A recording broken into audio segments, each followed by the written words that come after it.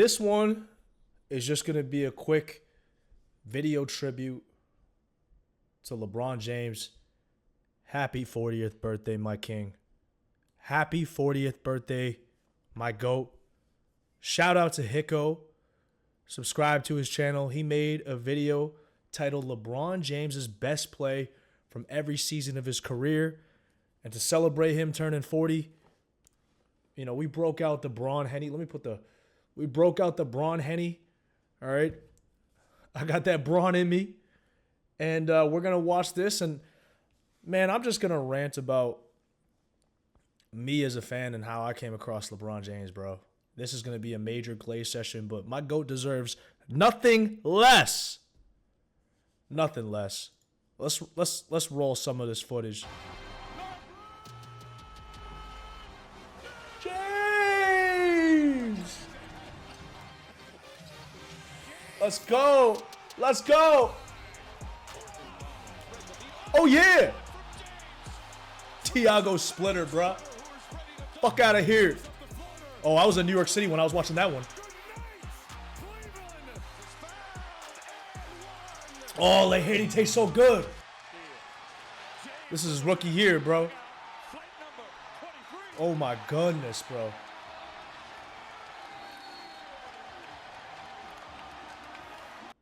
I didn't watch LeBron James until his 2007 year, because that's when I started watching the NBA. So when we get to his 07 year, that's when I'm going to really start giving my perspective on how I started watching LeBron and why he's the GOAT to me. And just, it's just a celebration, man. It's his 40th birthday. Let's fucking go. But 03-04, rookie season LeBron. Just pure athleticism. Second year LeBron. Oh my goodness, who did he just baptize?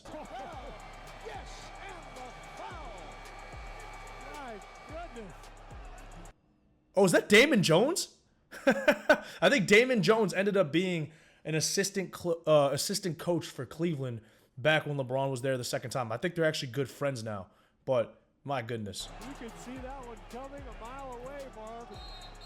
This is that early season, first stint Cleveland LeBron, who was just the most athletic player I've ever seen.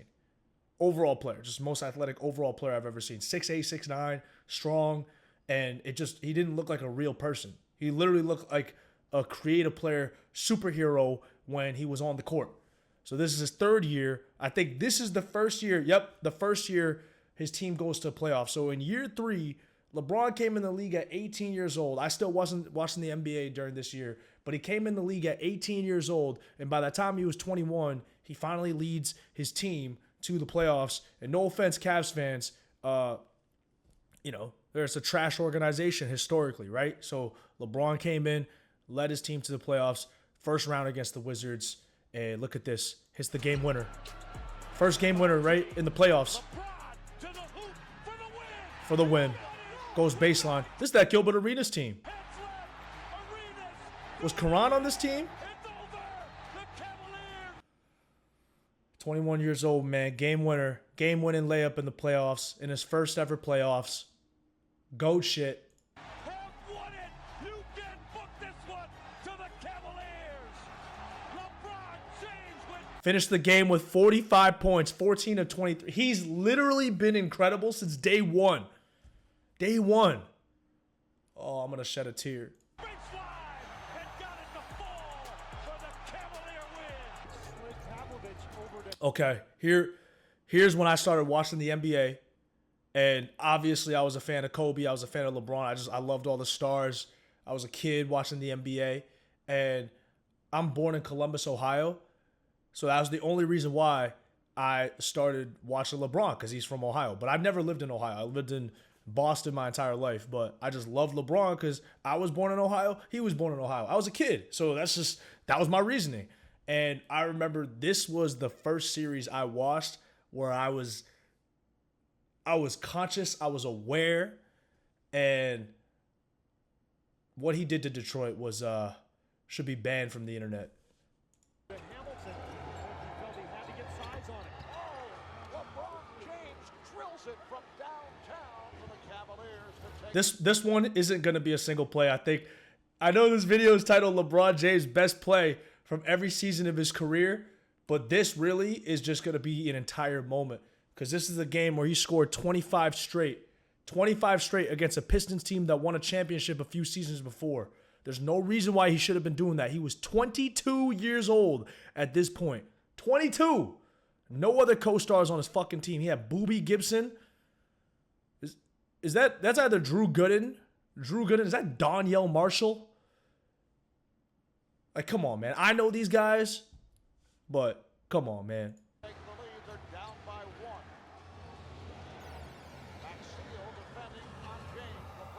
Oh, my goodness. 5 consecutive points. 5 consecutive points. Down 2. He's tying the game on dunks to the rim, bro. 7 straight points. OT now. 9 straight points. He probably hit some free throws. 11 straight points. 11 straight points for his team.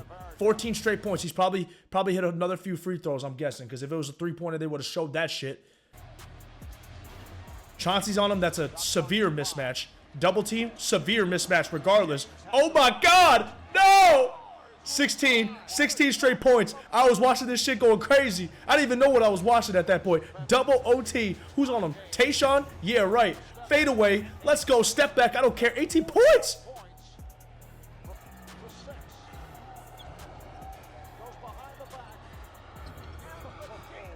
Long twos to tie the game. Each one of these are the tie of the game.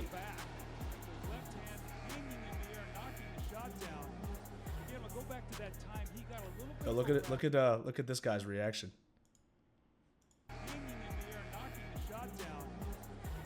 Is that Chris Webber?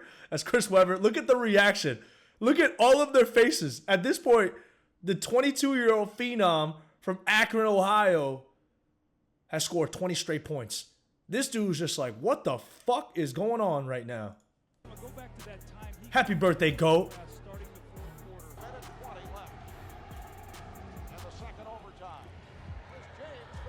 That's ridiculous. Down 3. Every single one of these buckets is to tie. 23 points straight. Oh, here comes the game winner. Send the double right now. Send the double right now. What are you guys doing? I know this video was titled or LeBron's best play from every season of his career, but you got to make an exception for this game. The 48 special.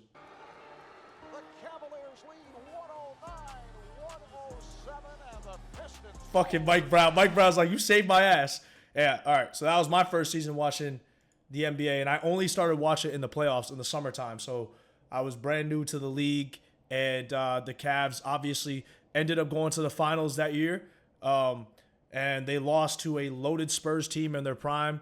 There wasn't much LeBron could do, but LeBron James at age 22 with no other co-stars single-handedly took his team to the finals.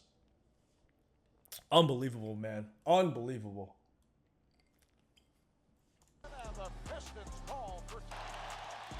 All right, this was the next year. This is when I started watching the NBA, and this is when the Celtics that summer. So the summer after the Spurs won the championship. That was a crazy summer. All right. This is basically what happened that summer. I think the Lakers and the Celtics both had some pretty crazy events happen.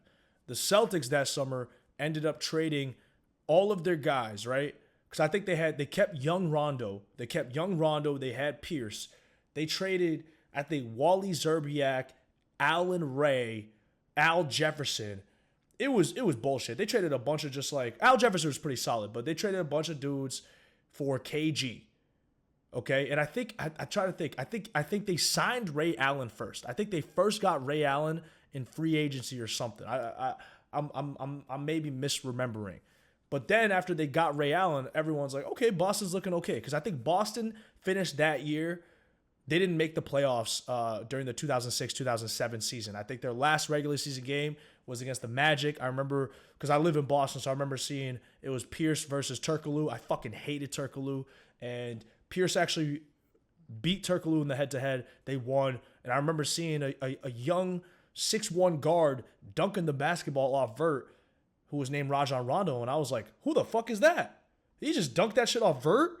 And so Boston had an interesting offseason where they added Ray Allen. All of a sudden, everyone was thinking, okay, they're better now, but the team's still not a contender. And then once they added Ray Allen, they basically traded the rest of their guys for Pierce. I always felt like that was a sketchy-ass trade because Danny Ainge was the GM of Boston at the time, and Kevin McHale was the GM of the T-Wolves, and those two dudes go way back. They're homies. They won championships together. So I felt like that was a bullshit deal. But in fairness, I think the Lakers later on that year, I'm just going on a rant, but I don't really give a fuck. All right, I got the Bron Henny on me, and we're sipping it, and we're just this is a celebration, man. We talk about what this man means to me.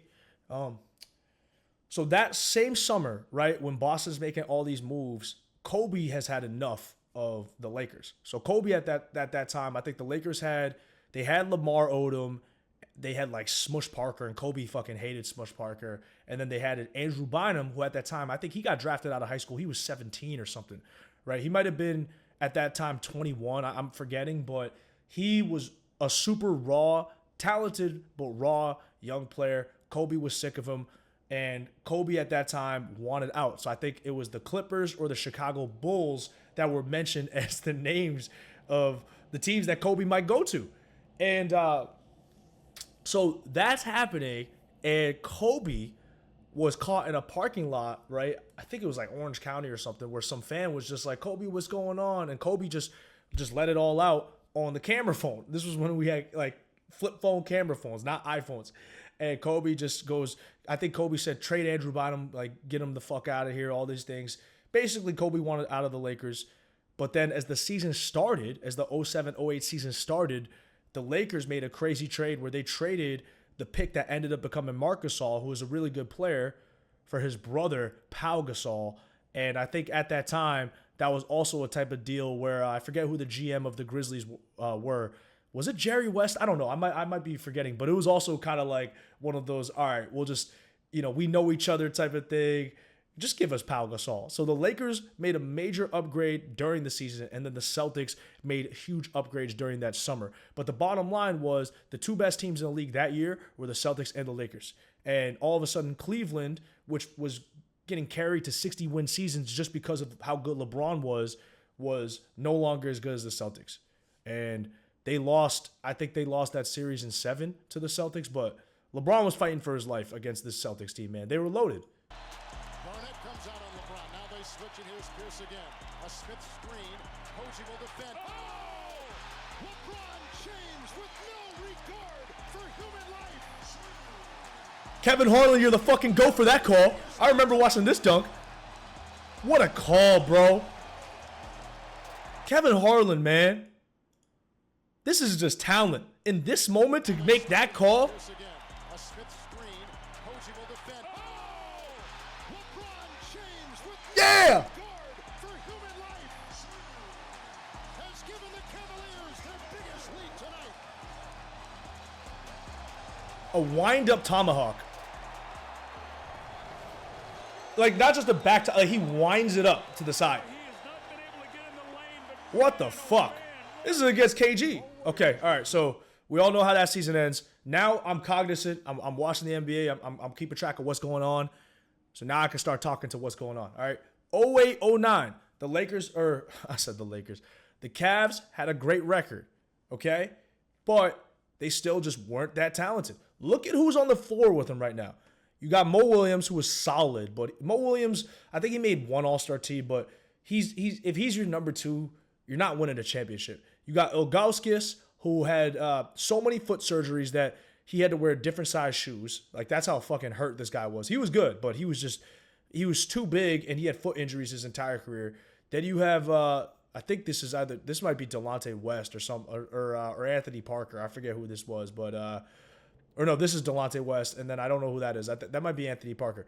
Bottom line, the team was one of those teams that overachieves because of LeBron, and they ended up playing a Magic team that year that was absolutely loaded. You had Dwight in the middle of his 3-time DPOY type of run. he was insane. Dwight Howard used to be a 40-20 guy. People don't understand. The Magic had Jameer Nelson. They had Turkoglu. They had Rashard Lewis. They were one of the earliest teams that were just playing 4 out, where they just had Dwight in the middle setting screens, catching alley-oops, and then everybody else was just bombing threes. And they were coached by Stan Van. So the Magic that season were really fucking good. I think they took care of the Celtics too, because they went to the finals. But this moment I'll never forget. Get off me.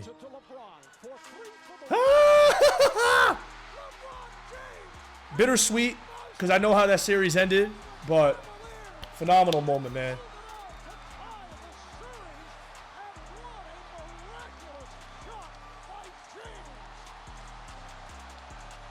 Oh yeah, that was Anthony Parker. All right, this we get. I think this is LeBron's last season in Cleveland, 2009, 2010. At this point, Cleveland, man, I'll give Dan Gilbert credit in the sense that he spent money on LeBron. He spent money on the Cavs, but they just made dumbass moves. I think they had a chance to get Stoudemire when he was nasty, but they wanted to keep J.J. Hickson, who J.J. Hickson was okay, but that was dumb. And they just never surrounded with LeBron with enough talent. They did not make the right moves. Look, you got Shaq on the bench, bro. Their best move was probably bringing Mo Williams to the team. That was their best move, but they just never really put a second star around LeBron. This wasn't prime Shaq. This was way, way old Shaq. And that's all they could do for LeBron, man. Just so unfortunate. And this ended up being his last season in Cleveland. He gave that city 7 years. He gave that franchise 7 straight years. Took him to the finals at age 22. But, man, when we look back at his first 7 seasons in Cleveland, I think it's really going to shock some of like the younger NBA fans and some of the new NBA fans on just how fucking bad those teams honestly were, just top to bottom. And it was only because they had like crazy prime LeBron that they were able to win 50, 60 games a year. But look at this. Shot clock is down to 5. Nice fake by King. Jesus Christ. This is what LeBron's bounce used to be like. This 40-plus inch vert. My God. All right, first Miami Heat year. I'm going to rewind this. I'll be honest, as a Bron fan, I was kind of mad at him this season when he went to Miami. Not even because of him leaving Cleveland. Honestly, I wanted him to go to Chicago. I remember there were rumors at the time that him and Melo were going to team up in Chicago with D Rose, and that's what I wanted to see happen. I was mad. I think I don't know. I don't know why I was mad at him going to Miami. I was just like, man, why'd you go to Miami? You should have went to Chicago. But you know, it is what it is. It was kind of funny. I wanted him to leave, but I just wanted to go to Chicago. For I don't know why. I think I really like D Rose. I thought Chicago had a better team just built out. They already had Joakim Noah, who was really good at that time. D Rose. I forget who else. Taj Gibson. Just they had a team that already had built out the defense. And they had already a proven superstar in D Rose. So I wanted LeBron to go to Chicago. But this 2010-2011 season was ultimately LeBron's, that was like the turning point of his career to me. Because we all know he ends up playing really poorly in the finals, just has a moment where it looks like he's fallen out of love with basketball. And he actually talked about that too, where he said that whole season he was the villain because everybody hated him, right? Everybody hated LeBron that year. And he was the villain, and he was never used to being the villain. So then he said, fuck it, I'm going to be the villain. So he took on this villain role, and he was incredible. He had a crazy season that year. Should have won MVP, I thought, over D Rose, but he was never going to win it because you know how the MVP award goes. Ends up kind of fucking up in the finals, had a terrible finals performance, but that ended up sparking the journey that he went on that led to multiple championships.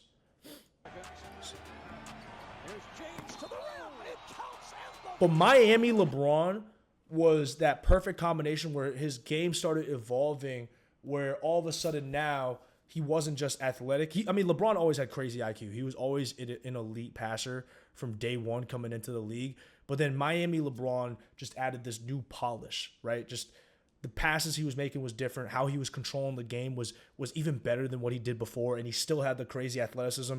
And now his defense was starting to pick up even more. He was a good defender, I think, in his first stint in Cleveland. But in Miami, that level of defense became like super polished. That's the best way I could describe it. And he was a much better jump shooter. That was probably the biggest thing. Miami is where LeBron finally started showcasing some improvements in the jumper, whereas in Cleveland, he was still just super streaky. LeBron James with a sensational move. Accelerated as he hit. Hey. And this is what the crowd comes to. Look at that. That was villain LeBron. That was LeBron's one villain year where he self-admittedly said he didn't have a lot of joy playing basketball that year. He played the game with anger, and that's not the way LeBron plays the game. That's not the way LeBron plays the game. LeBron is a joyful player. He's a guy who brings his teammates together. Back during that first stint in Cleveland, they would do all those, funny things in between interviews, before the game, pregame. They had so much fun together. That's always been the type of player he is. He unites the team. He leads the team. This was the one season where he's like, the world hates me. Well, fuck the world back. Okay, this is when it all started turning. The 2011-2012 lockout season, that was the first season LeBron became a champion. And I remember that offseason, right? So they play against the Mavericks, and the Mavericks beat him, right? He had a really bad series. And what the Mavericks did is they ran this very sophisticated matchup zone against LeBron, where this was like one of the first times like you really saw just an elite shape-shifting defense. They had Tyson Chandler protecting the rim. They had Jason Kidd, who was older but just still super high IQ. Deshaun Stevenson. Obviously, Dirk was on a crazy run. But the Mavs had the perfect team of just physical, rugged vets, right, who still had some juice left in their legs. And the way they defended LeBron was basically forcing him to shoot jumpers, I think, from the left side of the court, right? I think that's what Mark Cuban said. So the Mavs played this matchup zone. LeBron didn't know how to counter it because he couldn't get all the way to the rim because they were packing the paint. And he didn't trust his three ball, so he just didn't know what to do, right? And then I think that summer, that's when he realized, hey, I need to start developing an actual post game. So that's another thing I forgot to mention that happened when LeBron got to Miami, and it really started year two, was back in Cleveland, he didn't really have a polished post game. Miami year two, the summer after he lost to the Mavs, and that same summer he started working with Hakeem. That was the first year following that when he started showcasing a crazy post arsenal, and he ended up using that post up arsenal to win his first ever championship. And a different way to score coming off baseline swing. This is John Lucas. Throws it right up with the rim. James comes flying. That's like me. That's like me making a rotation. This is what are you going to do? From the right corner. And another dunk. It was a dunk-a-thon Friday night. They're starting it again here this afternoon. I love my GOAT. Oh, this play. Yeah. Jason Terry 2 years before was on the Mavs, right? Had a great series. We'll give him credit. Was talking hella shit to LeBron, basically calling him a bitch, all these things, right? And look, Jason Terry was a really good player. He won the championship, credit to him. But everybody talks shit when they're up. It's just so easy to talk shit when you're up, when everything's going well. There's a lot of front running involved in that type of stuff, right? And I always just felt like the criticism LeBron was getting from some of the older vets, it stemmed from a lot of jealousy and hatred. It was jealousy and hatred that it was coming from. So LeBron listens to these things. He's a sicko. He's a psycho. He understands it. So the following season, after he wins his first championship, he's at the peak of his powers right now. Jason Terry now is on the Boston Celtics, and he gets a little bit of payback. Wade from behind takes it away. Chalmers. Oh. Just emasculates him. Now it looked like he Also, this was when D Wade was so fucking athletic still. Just look at D Wade. There's literally, he just darts right there and just back taps him. Boom, gets it. now it looked like he jumped Behind the back. as D Wade was sick. this ball. Oh my God. As they lay it up there. Looks right at him. Okay, all right. So LeBron goes back-to-back in Miami. Crazy 7-game series against the Spurs. The Spurs choked that series. Should have won that series. I felt like at that time you were starting to see Miami start to fall off a bit. Me, obviously being a Bron stan, I'm watching Miami. I'm rooting for Bron. And at that point, D-Wade's knees started to go. D-Wade's knees started to go basically in year 2 in Miami. All right, real Miami Heat fans and real Bron stans will know about this. I think D-Wade back in college had torn his meniscus, and I think instead of getting the surgery that gives it time to fully heal, I think he ended up getting it snipped so he could end up coming back earlier that season and playing that season. And I think when you do the snipping of the meniscus, it fucks your career longevity up. By the way, look at young Steph. Look how young Steph looks in this clip. But yeah, so that fucks up the longevity of your career. So at that point, I think D-Wade's last elite healthy season was that first year in Miami when they lost to the Mavs, unfortunately. And then the year after that, D-Wade was hurt for most of that season. Even during that playoff run, when he was healthy, he played great games, but he had to keep getting his knee drained. He was just having a lot of issues. So then by the time the 2013-2014 season rolled around, we all know how that season ended. I think that season ended with LeBron. That season ended with obviously the Spurs like beating the shit out of the Heat, and it was only basically LeBron who showed up in that series. D-Wade's knees at that point were fully cooked, but the Heat still had some pretty magical moments. And this game winner that LeBron hits against Golden State ends up foreshadowing a way more terrifying enemy to come. One stop. Do you send multiple players at LeBron? Down to 5. Down to 3. Make somebody else beat you. 3 on the way. And this is when LeBron breaks out the silencer. Break it out, baby. Yeah. Yeah. Let's go. Woo!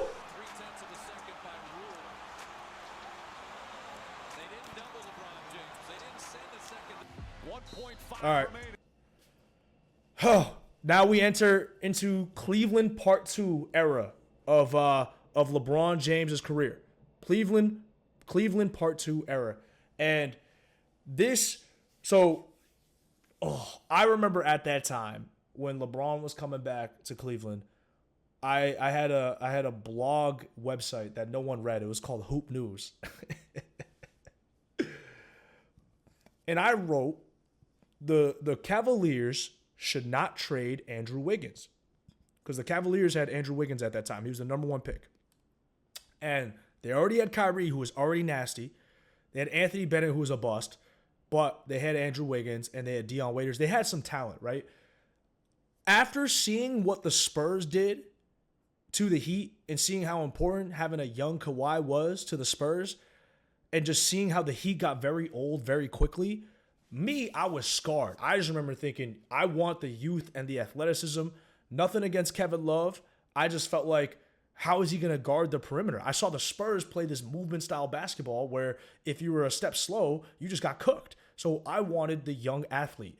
And I knew that, okay, he's raw, but I'd rather have him over Kevin Love. And I wrote this like passionate article that literally nobody read, that the Cleveland Cavaliers should not trade Andrew Wiggins for Kevin Love. Obviously, they ended up making that trade. LeBron did push for that trade. And shout out to my GOAT. Even though it's your birthday, I do think if you had to give LeBron some truth serum, I think he would go back in time and not make that trade. Because I think if they had Andrew Wiggins, even as a rook, I think they have a much better chance of winning even in that first year. Because they just needed athleticism. And even in this first year back in Cleveland, Kevin Love got his arm ripped out of his socket by Kelly Olynyk and missed the entirety of the playoffs, basically. But back to this moment, this is year 1. The Cavs were a mess for the first half of the year. They end up making some trades to get J.R. Smith and Amon Shumpert. All of a sudden, they get way more athletic, which started foreshadowing how important athleticism in this league was going to become. And I think they post All-Star break, they won like 33 games and lost, I think, like 5 times or some crazy shit. They had a crazy record, right?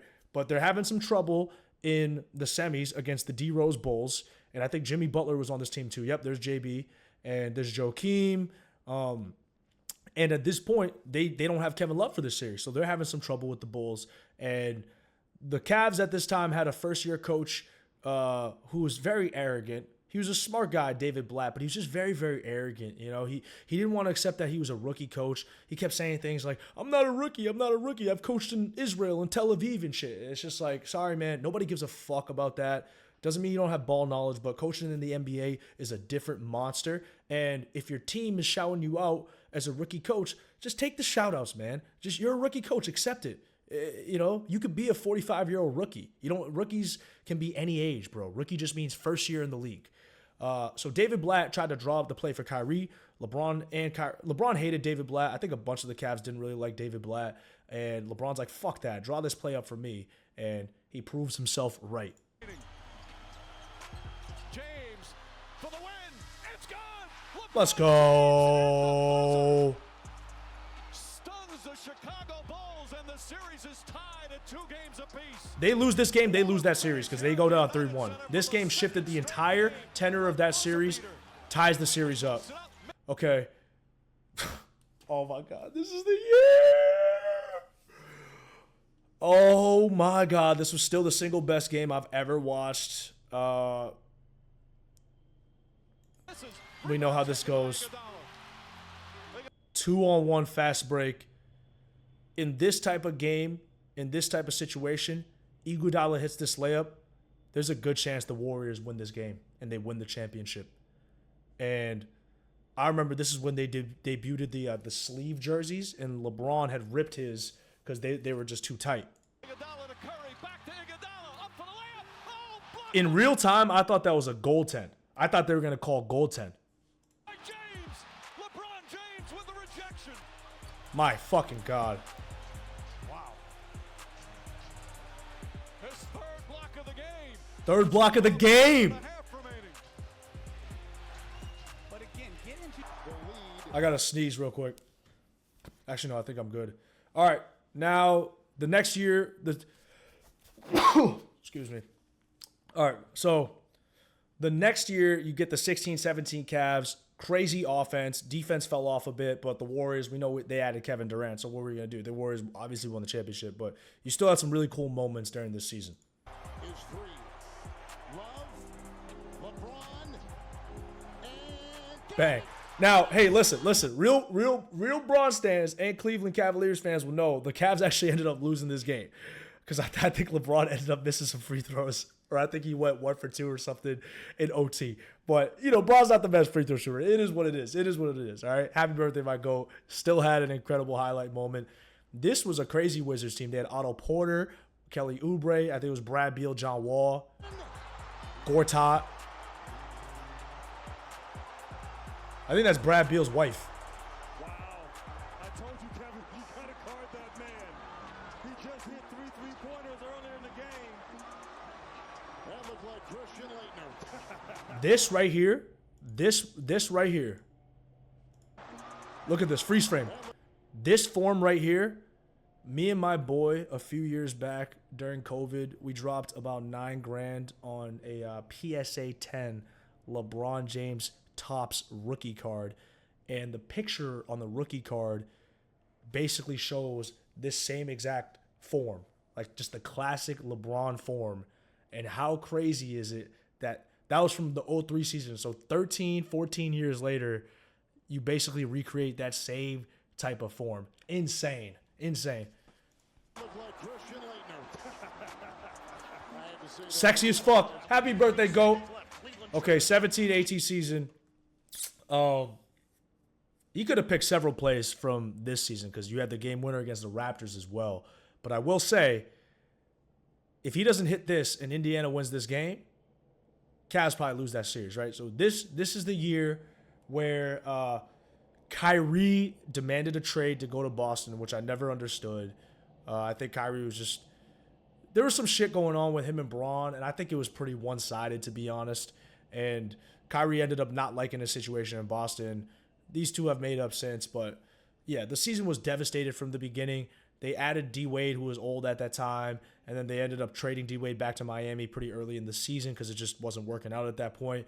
The Cavs were pretty cooked for most of the year until they made a last-second trade. They brought in Rodney Hood, Larry Nance Jr., and I think, was it Jeff Green, or was Jeff Green always on the team? I forget if Jeff Green was already on the team that season, but it was Jordan Clarkson, Rodney Hood, Larry Nance Jr. They got rid of Isaiah Thomas, and that trade kind of revamped LeBron's energy, and the Cavs ended up making this crazy run. I still think LeBron's two biggest achievements are either the 2007 season when he dragged his team to the finals as a 22-year-old, or the 17-18 season where that Cavs team was not good and LeBron still dragged that team to the finals as a fucking, 30-something-year-old.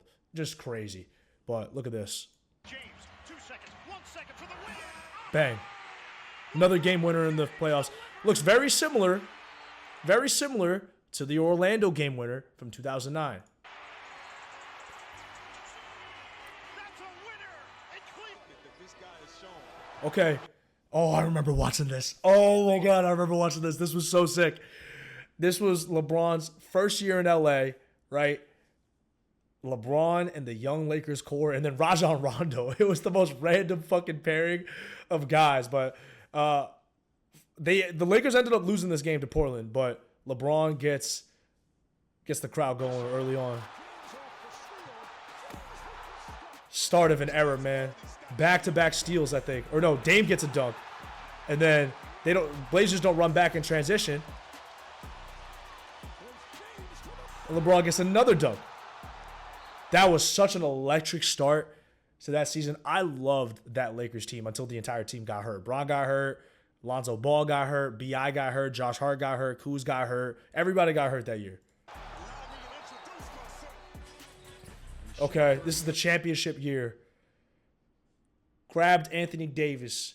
So you got AD, you got Dwight, you got Caruso, you got Danny Green. Oh my goodness. Is that Bielitsa? Oh, the crowd on their feet. That's what they came to see. If nothing else happens, they're happy now. Defenders on him. Okay, so this year just pissed me off so much. The year after the championship, the NBA has a very short offseason, so it was a 70-day offseason. So AD's banged up. He never got a chance to heal and get his weight right. And the Lakers that offseason had a chance to really build on their team. And I thought the direction that they needed to go at that time was they had a first-round pick. So I thought that they should have used the first-round pick on some athletic big and just continue to get younger and more athletic. Instead, Rob Pelinka traded the first-round pick to OKC to get, along with Danny Green, to get Dennis Schroeder. And Schroeder's okay, but you shouldn't trade a first-round pick to get him. And that was a huge waste of a pick because the Lakers could have drafted Desmond Bane. They were working out Desmond Bane. So Rob Pelinka got overzealous, made a dumb move. And then at the same time, I really didn't like adding Marc Gasol. He was so old at that time. And then they added Trez. So all of a sudden the team had more offensive talent, but it just never looked right. And then AD and Bron got hurt that year. So that year was just a lost year to me. I felt like what they should have done was use the first round pick, get younger, get more athletic, get more talent. But they didn't. Pope inside, he's tied up by Green. Throws it back up top. James puts up the three. Oh, This was so sick. This was the first year the play-in tournament got introduced. So it's the Lakers versus Golden State in the play-in. And LeBron had just gotten poked in the eye by Draymond. And he hits this fucking, basically the dagger three. Over Steph. downtown as the shot clock expires. Oh, this is when we enter the very, very dark era of the LeBron James Lakers tenure.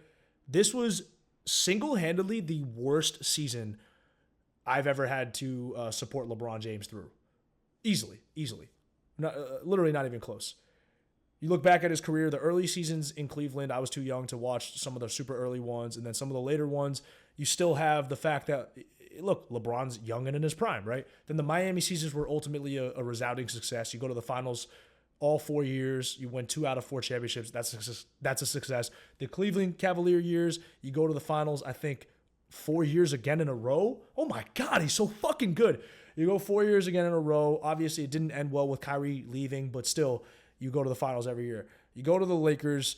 LeBron is older now, but that summer after the 2020-2021 season, they make a trade that has affected them for multiple seasons, and they're still feeling some of the effects from.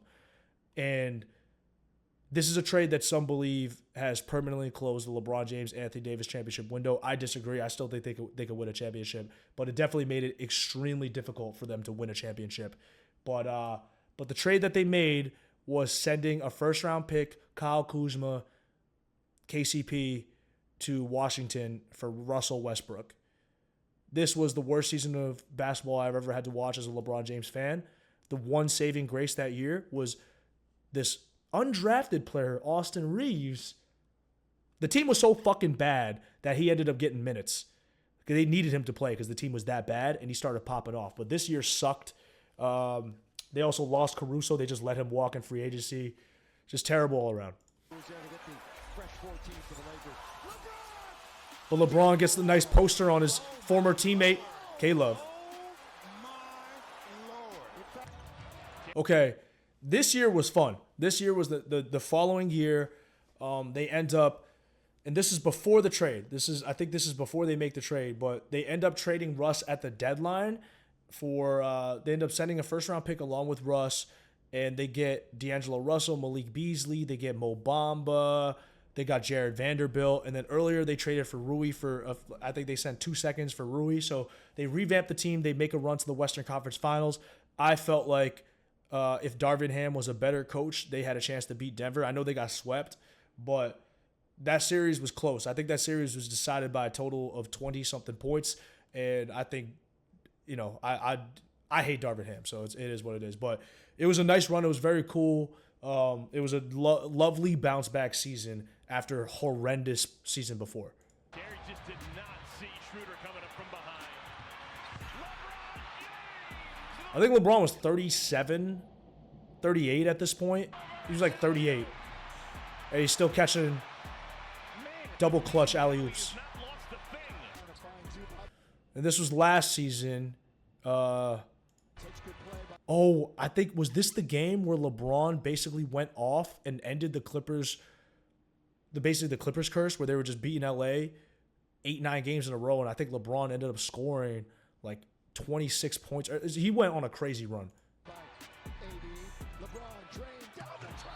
Oh my God, still got it. That's a three-point attempt. Look out below. So LeBron going downhill with a head of steam. Yeah, this is after the trades. To stand in late and was too far under the. All right, well, hey, shout out to you, Hicko. That was very nicely done. Very nicely done. I think the only thing is you could arguably say the 2017-2018 season, you could have had the Toronto Raptors game winner, but I do get why he picked the Indiana game winner as the best play from that season, because that series was way closer than the Raptors series. They ended up sweeping the Raptors series. So I do understand why he picked this game winner as the best play. But man, I wasn't planning on running this stream, but it's LeBron's birthday, man. Oh man, I finished the Henny already, but it's LeBron's birthday. Happy birthday, GOAT. Happy 40th.